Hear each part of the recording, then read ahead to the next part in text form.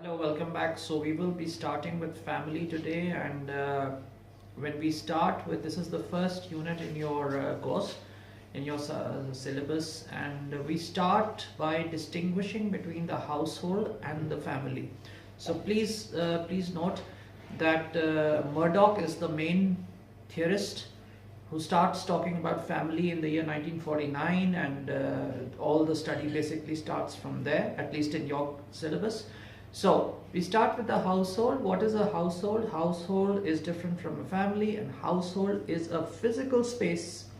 It's a physical unit, a residential unit in which related or unrelated individuals may live. Family, on the other hand, according to Murdoch, has certain characteristics.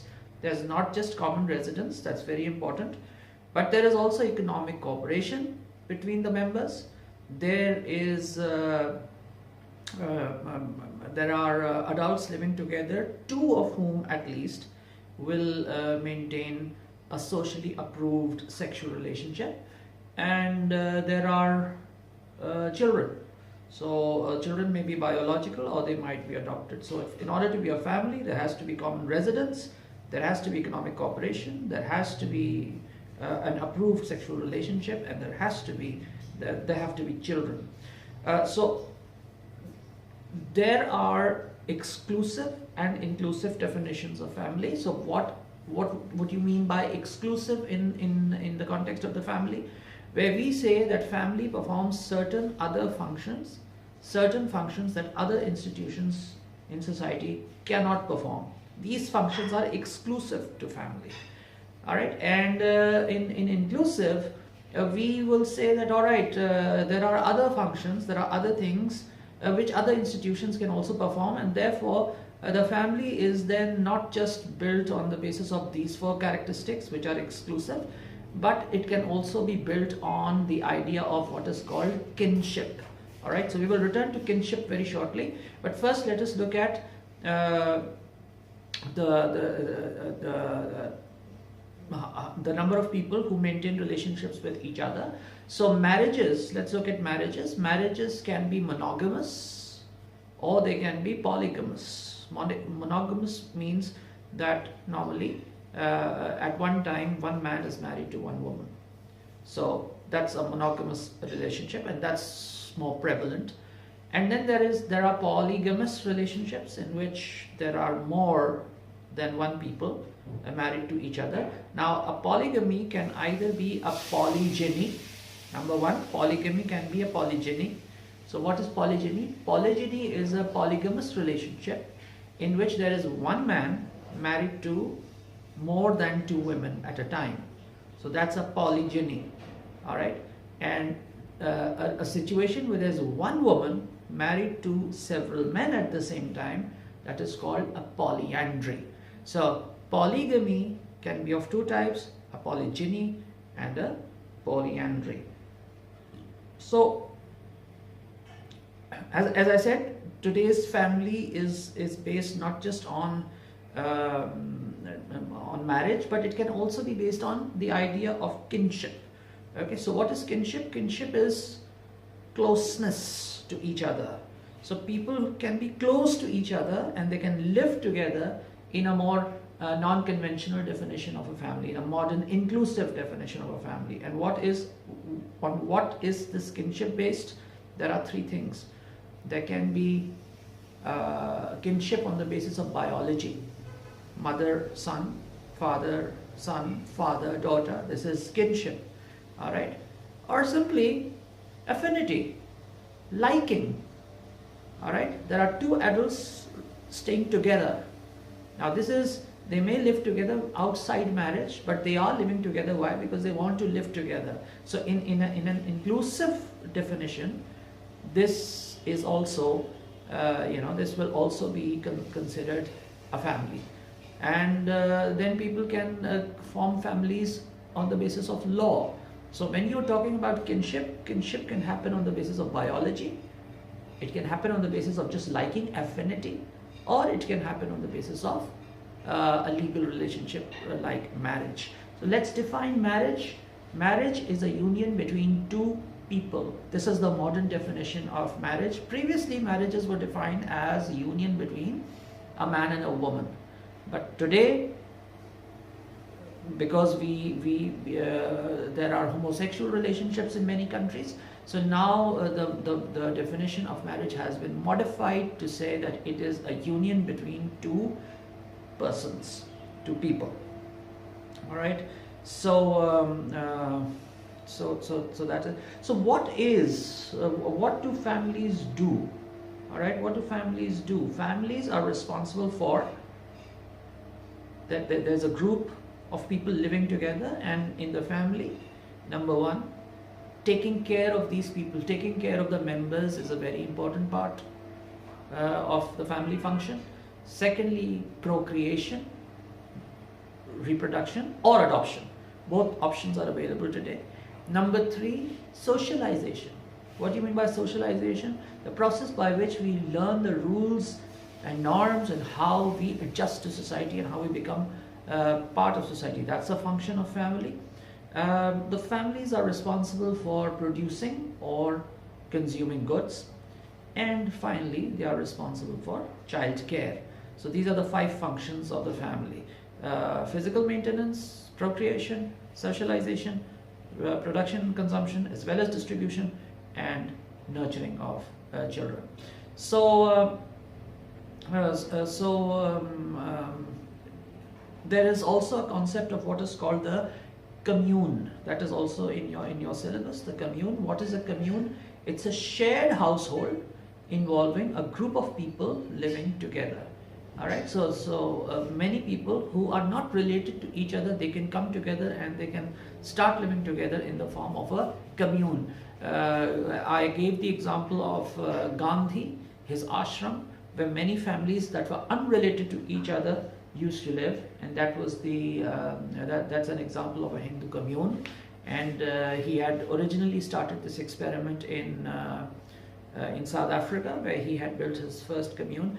And in Israel, they have the concept of the kibbutz. The kibbutz is also kind of a commune where unrelated people, but they are related because of their race. They are Jews. They live together, and like a very extended form of family, maybe. So that is a commune. We also need to distinguish between lone parents and single parents. All right. So lone parent and single parent. Now the thing that is common between lone parent and single parent is that there's going to be an adult. All right. There's going to be an adult with children. But what's the difference? The lone parent family used to be a nuclear family at some time, and we've just defined what nuclear family is. It used to be a nuclear family at one time, and now it has broken up. Broken up because of any reason. So it's a broken nuclear family. Whereas a single parent family is a family by choice. It's not broken. It's a matter of choice where you do not want to live with another person, and the family has been it's not broken. It's just a matter of choice where you sort of want to raise children alone. So that is, so now what is a nuclear family? Now we'll quickly come to the nuclear family. The nuclear family is any family in which 2 generations are living together, 2 generations of people, like parents and their children. These are the 2 generations that live together, and they have to make the family, and that family is the nuclear family. The opposite of this family is the extended family. On the one hand, we have the nuclear family with 2 generations. Extended family is more than 2 generations living together, and the extended family can either be vertical. Vertical means the grandfather, the father, and the children, 3 generations. Vertically extended, 1 generation, 2nd generation, 3rd generation. And then there's the horizontal extended family, the horizontally extended. In the horizontally extended, you will have father, his brother, the cousins, all living together in one family. So this is, these are, and these extended families can also be modified. All right, it's not just the modern extended family is a modified family because of communication, because of improved means of transportation. This concept has been a bit modified, and there are three types of families. The local extended. The local extended will mean that there are 2 or 3 nuclear families who are living close by in different households. So please keep in mind what a household is. The household is not a family. The household is a physical unit. It's a residential unit in which people are living. So one nuclear family living in one household, the second living in the other household, and the third all living close by. Together they become a locally extended. In the same neighborhood, they are living in different residential units. That's the first, locally extended. Then there is the dispersed extended. So what happens in the locally extended is that people can frequently meet each other because they are living in close proximity to each other. In the dispersed extended, there is less frequent contact, though there will be contact, but less frequent. And then there are attenuated. These include young couples. They are living with their parents, but as they begin to have children, they start moving away. They start moving away away from their parents. So looking at how the families have changed, so that is an important point. Now we are discussing an important point, and that is related to 3 factors. How have household and family structures changed? They have changed because of 3 forces. The force of industrialization, the force of urbanization, and the force of globalization. So industrialization means as mechanization grows, more and more industries are set up, the lifestyle becomes more mechanized. So because of that, mass production takes place and more consumer goods are produced. This definitely has an impact on the structure of the family and the households. And then there is urbanization. In urbanization, people move from the countryside to the cities, and that also has an impact on the structure of the family. And previously the families were extended families. But as industrialization took place, that had a major impact on the extended families, as families started moving to places where industries were set up. And in this situation, it was easier for 2 generations to move rather than 3 or 4 generations to move from the countryside to the cities or to wherever the factories were. So industrialization and urbanization needed families that were small, adaptable, and flexible and mobile. So this definitely had an impact. It broke up the extended family and forced people to stay in nuclear families. Then globalization had a... So as I was saying, this industrialization required geographic mobility and labor flexibility. So these are the 2 things that were required when factories were set up. You required people to move quickly, which is called geographic mobility and flexibility of labor. And globalization posed further challenges. When globalization happened,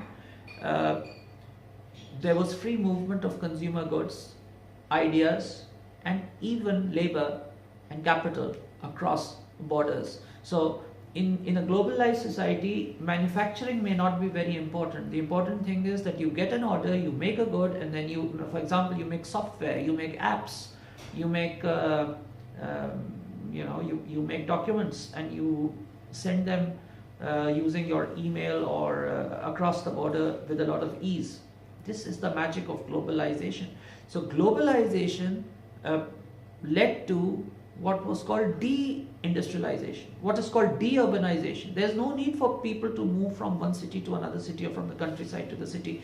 They can sit in one place, manufacture the good or service, and send it through across the borders because of better communication techniques. So all these things called for a restructuring of the family. The extended family was not in vogue anymore, and the nuclear family, the more flexible family, came into existence. One more factor which led to the decline of the extended family was the decrease in nepotism. Once industrialization happens, you require definite skills to survive in the job. You will not survive in the job because you have been referred to, or you are related to a certain person who owns lands or who owns resources. So your own skill becomes very important. Nepotism also led to the decline of the extended family. So thank you very much for this for this session. We have covered the overview, and in the next video we are going to talk about the fit theory and how all this comes together in the context of the two forms of families that we've seen. Thank you very much. See you soon.